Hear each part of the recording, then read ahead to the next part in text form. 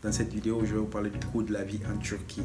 Donc, si tu es nouveau sur cette chaîne, je t'invite à t'abonner et à cliquer sur la cloche de notification. Et si c'est déjà fait, chapeau à ton frère.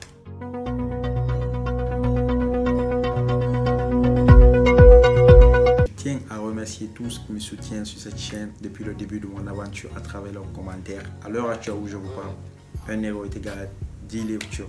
Dans cette vidéo, on va se baser spécialement sur Istanbul, la grande ville de la Turquie qui se divise en deux parties, le côté asiatique et le côté européen. Donc du coup, pour tous qui voudraient venir habiter à Istanbul, il faut savoir que si vous voulez habiter au Bosphore d'Istanbul, l'appartement coûte à 1500 livres turcs et plus. Du coup, au fur et à mesure que vous vous éloignez du centre-ville, le prix d'appartement diminue. Et à plus forte raison, si vous allez dans les petites villes, le prix d'appartement est moins cher que Istanbul. Du coup, nous avons les charges. Parce que si vous habitez dans une maison, il faudrait avoir les charges. Les frais d'internet, frais d'eau, factures de gaz, factures d'électricité à payer. Du coup, en moyenne, les factures d'eau, ça peut varier entre 50 et 60 livres turcs.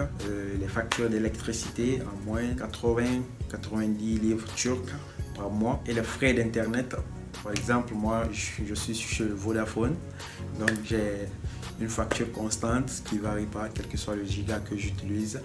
Je paye seulement 85 livres turcs. Et le gaz, là, c'est ce qui est un peu défavorable parce que le gaz, ça consomme en fonction de la grandeur de votre appartement. Si vous avez une grande maison, il faudrait chauffer tout le bâtiment pour pouvoir tenir à l'hiver. Par contre, à l'été, on n'utilise pas beaucoup le gaz parce qu'il fait chaud, il fait les dépenses. Par contre, moi, je paye 400 livres turcs pour les dépenses en un mois parce que je ne sors pas pour aller manger dans les restaurants. Je fais à manger chez moi.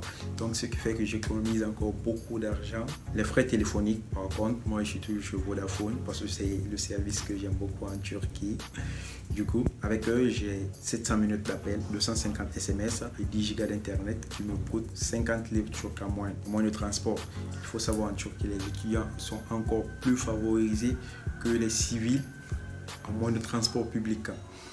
Du coup, si vous êtes étudiant en Turquie, il faut savoir que vous n'allez jamais payer même frais de transport public que les civils. Le taxi, c'est quelque chose que j'évite beaucoup. Seulement, je l'utilise quand je suis dans les cas d'urgence, que j'ai quelque chose d'urgent à faire. Sinon, je n'utilise jamais le taxi. Donc, du coup, il y a une règle sur les taximètres. Si vous empruntez un taxi et que vous faites 500 mètres de marche, ça s'affiche sur le compteur en haut 8 livres turcs et que le taximètre vous dit de payer 15 livres turcs, c'est que c'est la règle. Ne vous mettez pas dans les problèmes, je vous conseille de payer et de vous libérer.